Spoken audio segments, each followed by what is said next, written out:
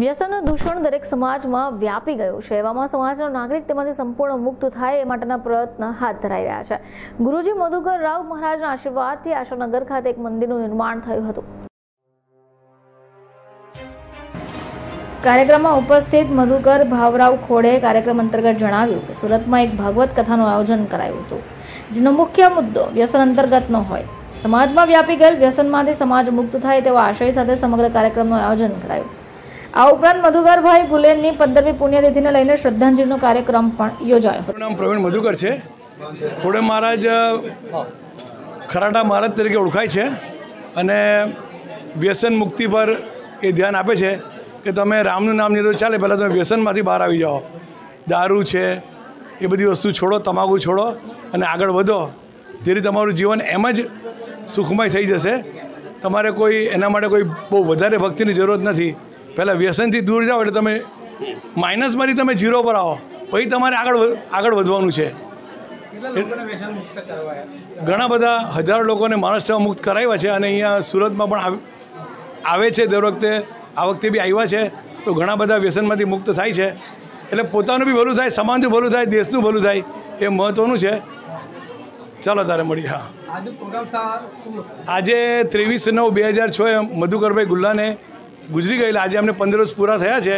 એ નિમિત્તે આવ્યા છે મહારાજ અને એમનો થોડો કાર્યક્રમ હતો અહીંયા આગળ અને એમના ઘરે જશે હવે એવો કાર્યક્રમ છે। मेरा नाम विनायक भाई अर्जुन भाई दखने, आशा नगर में रहता हूँ।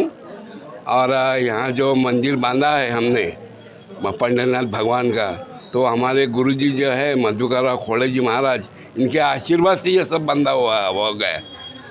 हाँ, आज क्या कार्यक्रम का आयोजन किया? आज हमारे जो मेरे फ्रेंड थे मधुकर राव गुल्लाने, उनकी आज पुण्यतिथि के निमित्त के हिसाब से हमने हमारे गुरुजी को यहाँ बुलाया। आपका नाम? हाँ, मेरा नाम मधुकर भावराव खोड़े।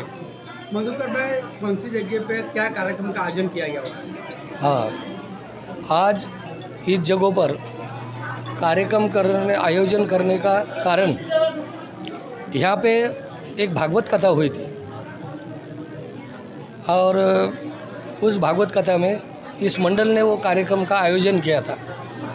और भागवत कथा में 2 कार्यक्रम थे हमारे, उसमें दखने बापू और आज जिनकी श्रद्धांजलि है, 15 साल हो गए उनको, ऐसे हमारे गुल्लाने बापू ये भी थे। और इनकी आज 15 साल हो गए, वो गए। और जिसने हाथ में खराटा लेकर इस कार्य को, ये जगह को अच्छा बनाने का काम किया उन्होंने, बहुत यहाँ पे उनकी मदद हुई, उनका इसमें श्रमदान किया उन्होंने। और यहाँ पे टुकड़ू जी महाराज और गाड़गे महाराज, साईनाथ महाराज और गाड़गे महाराज, ये 3 महाराज की मूर्ति नीचे के मजले में बैठे हैं और ऊपर पंढरीनाथ भगवान और रुक्मिणी माता पंढरपुर, इनकी स्थापना हुई। तो ये ऐसा होगा कि भागवत कथा में हमारे 2 कार्यक्रम थे। खाली कथा नहीं थी, कथा काय के लिए कि मनुष्य के आत्मा की, उनके मन की, उनके जीवन में शुद्धि आना चाहिए। और वो शुद्धि का काम करते हुए गाड़गे महाराज हमारे इधर महाराष्ट्र में बहुत प्रसिद्ध है कि जिन्होंने जन्म भर अपना आयु, जितनी आयु है अपनी, उतनी सब आयु ग्राम सफाई में उन्होंने समर्पित कर दिया अपना जीवन ग्राम सफाई में।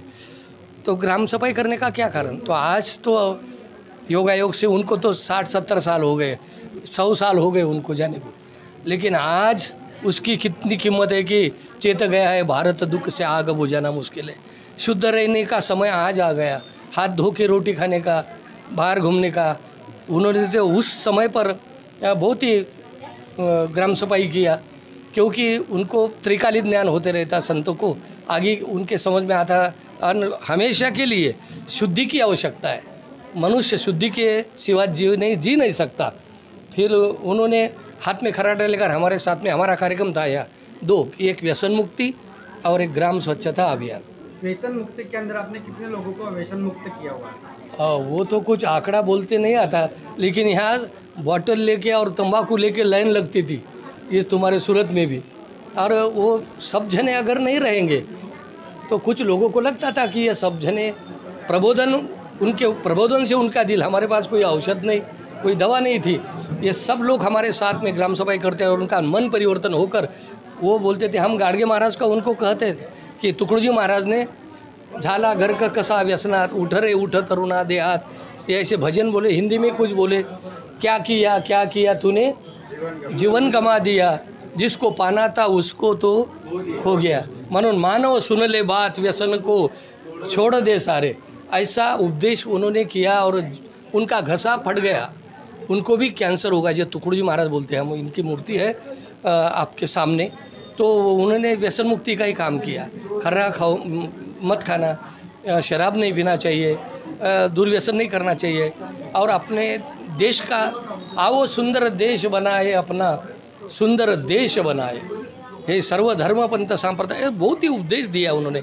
और घर का स्वर्ग होना चाहिए, गाव पर बहुत ही उन्होंने बोला, तुझा गावच नाही का तीर्थ, कशाला रिकामा फिरतं, तुझं गावच नाही का तीर्थ, अरे तेरा तो गाँव तीर्थ बन सकता है अगर तुम अच्छे रहे तो, तुम स्वर्ग बना सकते हैं।